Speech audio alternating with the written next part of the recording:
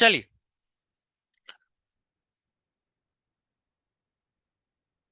I guess last class में हम लोग डील करे थे, पेयर्स पैचेज हो गया था ना। क्रिप्स ऑफ लिबरकून पेयर का पैचेज पेनेट सेल सिकम कोलोन से करना था आज। कोलोन और रेक्टम, हाँ ठीक है। सुनो, कोलोन जो है ये हमारे लार्ज इंटेस्टाइन का सबसे लंबा पार्ट है, या ध्यान रहे, बॉडी का सबसे लंबा पार्ट नहीं है। It is the longest part of large intestine. ये लार्ज इंटेस्टाइन का सबसे लंबा पार्ट है। इस कोलोन का 3 रीजन है। सबसे पहले असेंडिंग कोलोन, देखो ध्यान से, असेंडिंग कोलोन देख रहे हो, फिर ट्रांसवर्स कोलोन, और फिर डिसेंडिंग कोलोन। देख पा रहे हो, असेंडिंग, ट्रांसवर्स और डिसेंडिंग, ये 3 पार्ट है कोलोन का। इसमें कुछ मस्कुलर पाउच भी मिलता है कोलोन में, जो कि वाटर एब्जॉर्प्शन को आप बोलो कि प्रमोट करता है, और इसको बोलते हैं हॉस्ट्रा। muscular pouches are present that promote water absorption and they are called hostra, H-A-U-S-T-R-A. Okay, so it is the main site for absorption of water, main site of absorption of water. और यहाँ पे symbiotic bacteria भी रहता है। Symbiosis दो organism के बीच का एक ऐसा इंटरैक्शन है जिसमें दोनों का फायदा होना चाहिए। दो ऑर्गेनिज्म के बीच का एक ऐसा इंटरैक्शन जिसमें दोनों का फायदा हो, उसको बोलते हैं सिम्बायोसिस। ठीक है, या फिर उस रिलेशनशिप को बोलते हैं सिम्बायोटिक रिलेशनशिप। ठीक है, तो इकोलाई हमारे कोलोन में रहता है। इकोलाई को फायदा यह है कि खाना मिल जा रहा है। ठीक है, इकोलाई को खाना मिल जा रहा है, और हमारे बॉडी को बदले में इकोलाई कुछ बैक्टीरिया बना कर देता है, सॉरी कुछ विटामिन बना कर देता है, जैसे vitamin B1, vitamin B2, B12 and vitamin के। B1, B2, B12 and vitamin के। ध्यान देने वाला बात है, विटामिन के का रोल ब्लड क्लॉटिंग में होता है। ये इंपॉर्टेंट है, ध्यान दीजिएगा। ठीक है, mainly 4 vitamin, B1, B2, B12 और के, जिसमें से के का रोल ब्लड क्लॉटिंग में है। ठीक है ना। चलिए, इसके बाद हम आते हैं next part, rectum. Rectum colon के बाद का पार्ट है, post dilated part of gut. Post यानी बाद वाला, बाद का पार्ट है, डायलेटेड यानी थोड़ा फैला हुआ गट का पार्ट है। यहां पे फीकल मैटर जमा रहता है, कब तक? जब तक कि आप उसको बॉडी के बाहर नहीं निकाल दें। और the process by which we excrete out the faecal matter outside our body is called defecation. DEFAECATION, वापस लिख रहा हूं, DEFAECATION, defecation. Okay, faecal matter वहां पे जमा रहेगा। कब तक? जब तक कि वो बॉडी के बाहर ना निकल जाए। बॉडी के बाहर निकलने के प्रोसेस को, फीकल मैटर के बॉडी के बाहर निकलने के प्रोसेस को बोलते हैं डिफेकेशन। ठीक है, और ये बाहर निकलता कैसे? It is discharge out through anus. कैसे निकलता है बॉडी के बाहर? तो एनस के थ्रू निकलता है। नेक्स्ट पॉइंट, या आखिरी पार्ट आप बोले हम डाइजेस्टिव सिस्टम का बात करें तो, एनल कनाल और एनस। अब ये एनल कनाल और एनस का क्या सीन है, सुनना। ये जो हमारा एनल कनाल और एनस है, ये लास्ट पार्ट, ये गट का ही एकदम पोस्ट यानी एकदम अंत रीजन। यहाँ पे पोस्ट डायलेटेड, आखिरी फैला हुआ पार्ट, और ये एकदम अंत। कहां से ओपन होगा? एनस के थ्रू। एनस क्यों है भाई? फीकल मैटर को रिमूव करने के लिए। और एक बात ध्यान देना है कि एनस के ओपनिंग पे एक स्फिंक्टर होता है, that is called anal sphincter. ठीक है, ये सब लोग जानता है कि we can control our defecation. हमारे बॉडी से जब एक्सक्रीशन हो रहा होता है तो हम उसको कंट्रोल कर सकते हैं, हम उसको रोक सकते हैं। ठीक है, एक हद तक, that is due to this anal sphincter. यहां तक में किसी को दिक्कत हो तो बताइए। 2 पार्ट आज हम पढ़े हैं, पहला पढ़े कोलोन, देख लो आपके सामने स्लाइड है, और दूसरा पार्ट पढ़े थे रेक्टम और एनस। तो यहां तक में किसी को कोई भी दिक्कत हो तो बताइए, बोलिएगा, कोई दिक्कत हो बताइए। सर वो जो डिफिकेशन वाला था वो एक बार पॉइंट दोबारा बता दीजिए। डेफिकेशन यानी बॉडी के बाहर एक्सक्रीट आउट करना, the process of excretion of waste material outside our body is called defecation. अभी बोलो, ठीक है। Yes sir.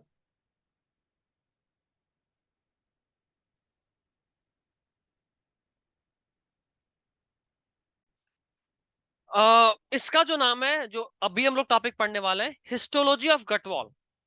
हिस्टोलॉजी के बारे में हम लोग पढ़े। हिस्टोलॉजी किसको बोलते हैं, कोई बताएगा? Anyone, what is histology? बताइए कोई भी, हिस्टोलॉजी क्या होता है? एक दो दिन पहले हम वापस इस बारे में बात कर रहे थे, फिर भी आज भी कोई जवाब नहीं। जल्दी बताइए हिस्टोलॉजी।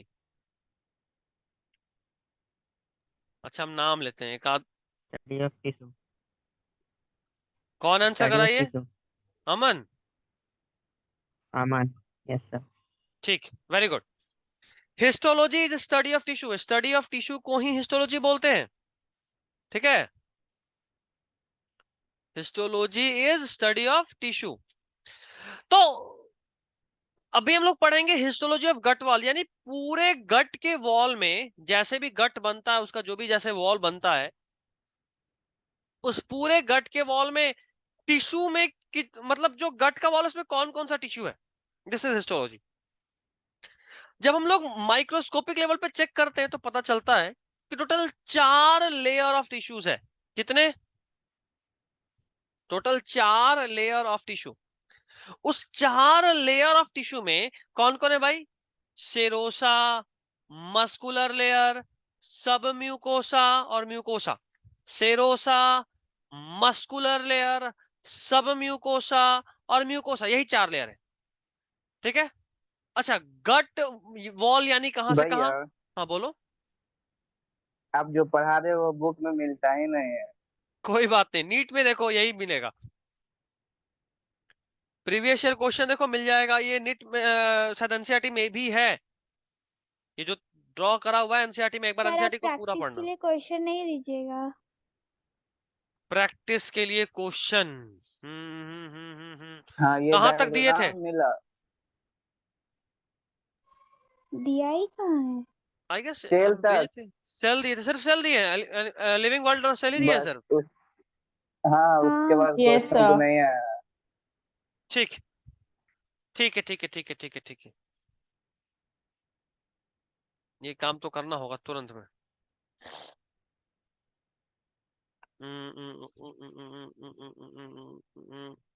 अच्छा ठीक है, चलो हम ये काम करते हैं आज।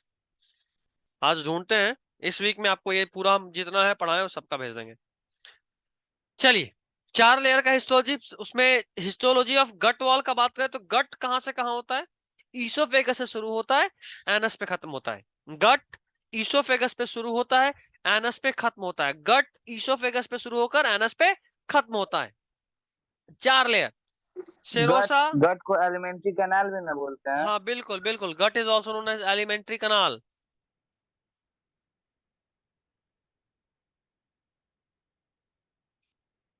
कनाल, ये यहाँ गड़बड़ हो गया।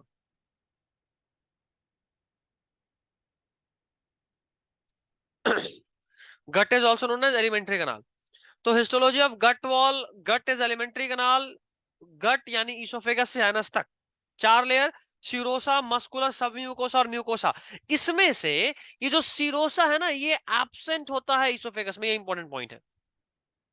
Serosa layer is absent in oesophagus. Serosa layer is absent in oesophagus, ठीक है।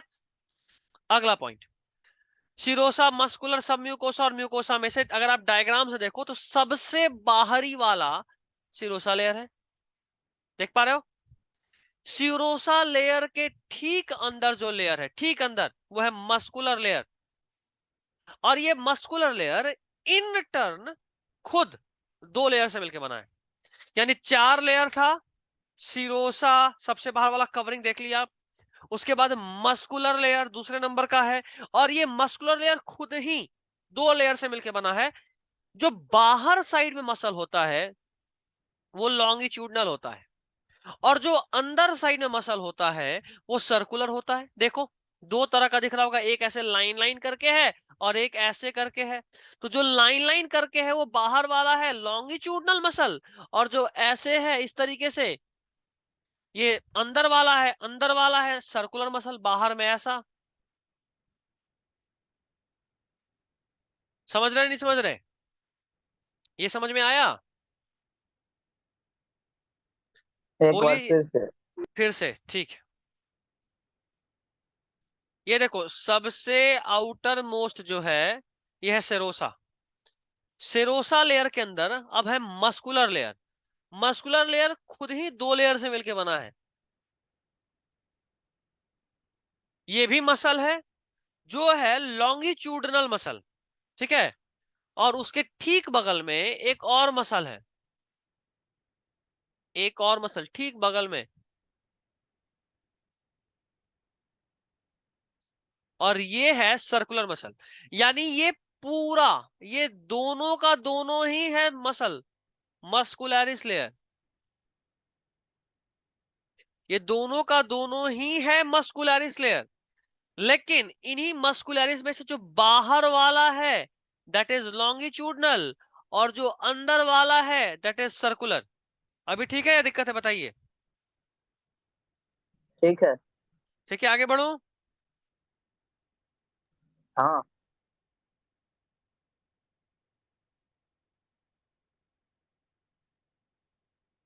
चलिए आगे बढ़ते हैं।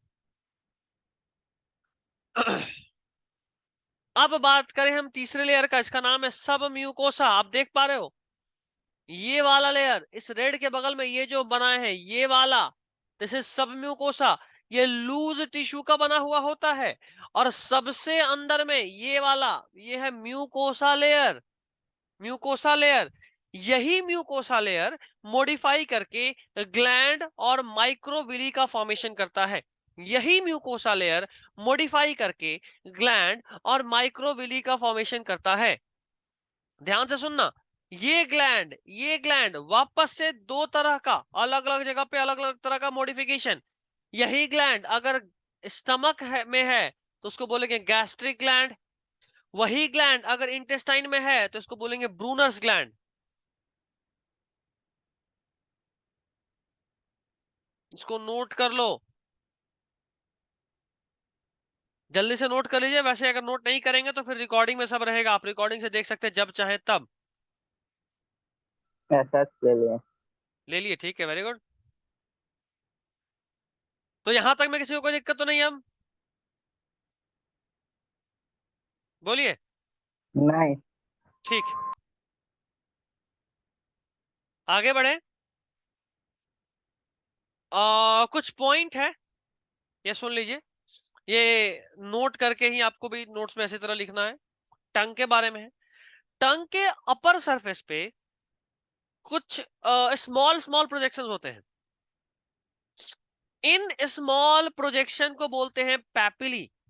इन स्मॉल प्रोजेक्शन को बोलते हैं पैपिली।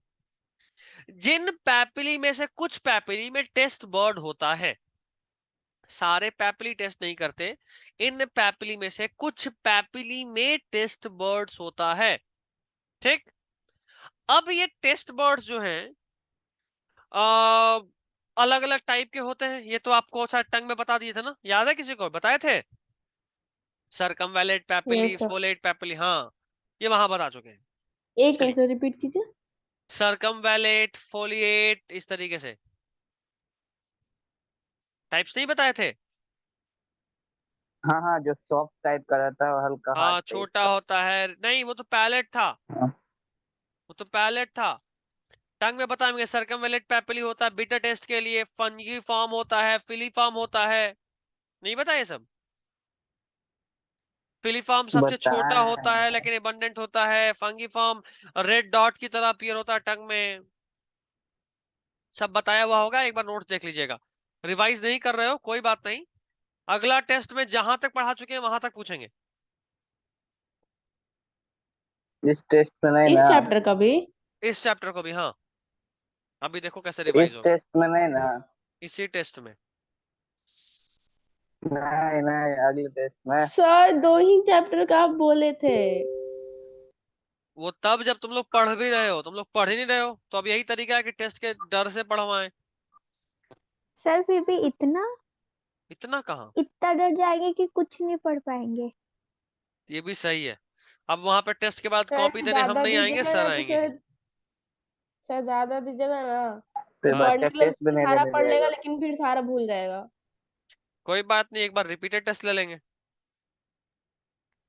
खैर चलो देखते हैं, वो तो बात का बात है, पहले हम आज क्वेश्चन सेट करें बैठ के। सर टेस्ट कब होगा? Next Sunday. एक टेस्ट तो कंफर्म है। चलिए देखिए, next point is caecum. Caecum एक ब्लाइंड सैक है। ब्लाइंड सैक के बारे में हम एक बार और बताए थे। एक ऐसा ट्यूब लाइक स्ट्रक्चर जिसका सिर्फ एक ओपनिंग हो, दूसरा ओपनिंग बंद हो। एक ऐसा ट्यूब लाइक स्ट्रक्चर जिसका सिर्फ एक ओपनिंग हो, दूसरा ओपनिंग बंद हो, सिकम। ये एक ब्लाइंड सैक है जिसमें बहुत सारे सिम्बायोटिक माइक्रो ऑर्गेनिजम्स होते हैं। सिम्बायोटिक माइक्रो ऑर्गेनिजम्स अब मुझे बताने का जरूरत नहीं है, आई गेस मैंने बता दिया। नेक्स्ट, ये जो सिकम है इसमें एक फिंगर लाइक ट्यूबुलर प्रोजेक्शन होता है। जैसे देखो, ये स्मॉन्ट से इंटर करा, यहाँ पे एक ट्यूब लाइक स्ट्रक्चर, इधर तो कोलोन चालू हो गया। ये एक ट्यूब लाइक स्ट्रक्चर है, ब्लाइंड सैक, इधर से ओपन है और इधर क्लोज्ड है।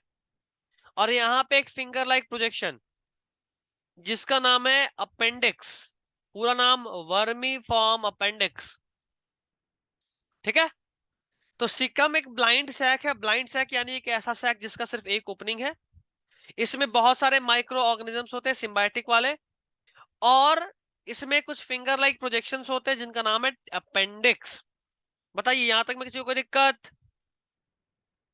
जल्दी बोलो, यहां तक में किसी को कोई दिक्कत? No sir. ओके, अब ये एक्स्ट्रा पॉइंट है जो आपको हम बता रहे हैं। दिस इज एक्स्ट्रा, बट आप एक बार इसको भी देख लीजिए। ठीक है, हमारे गट वॉल में दो तरह के प्लेक्सस डिस्ट्रीब्यूटेड होते हैं। प्लेक्सस यानी आप समझो कॉम्बिनेशन ऑफ नर्व फाइबर।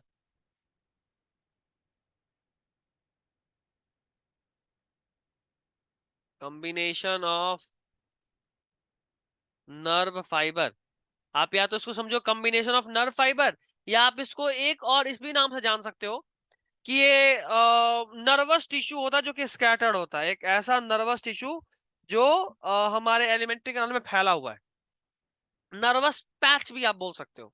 ठीक है, पहला जिसका नाम है इनर बैक्स या फिर माइंट्रिक प्लेक्सस, ये हमारे बॉडी में पेरिस्टल्टिक मूवमेंट के लिए रिस्पॉन्सिबल है। पेरिस्टल्टिक मूवमेंट यानी मूवमेंट ऑफ इसोफेगस। ये हमारे बॉडी में पेरिस्टलिटिक मूवमेंट के लिए रिस्पॉन्सिबल है। This plexus is responsible for peristaltic movement. ठीक है, नेक्स्ट इज मीजनस प्लेक्सस, या इसका एक और नाम है सबम्यूकोसल प्लेक्सस। ये हमारे बॉडी में ग्लैंडुलर सिक्रीशन, जैसे मान लो सलाइवा का सिक्रीशन, लिवर का सिक्रीशन, गैस्ट्रिक ग्लैंड का सिक्रीशन, इंटेस्टाइनल ग्लैंड का सिक्रीशन, पैनक्रियाज का सिक्रीशन। तो जितने भी ग्लैंडुलर सिक्रीशन है जो खासकर एक्सोक्राइन है और डाइजेशन से रिलेटेड है, उसके लिए रिस्पॉन्सिबल है। ठीक है, यहां तक में किसी को कोई दिक्कत? बताइए।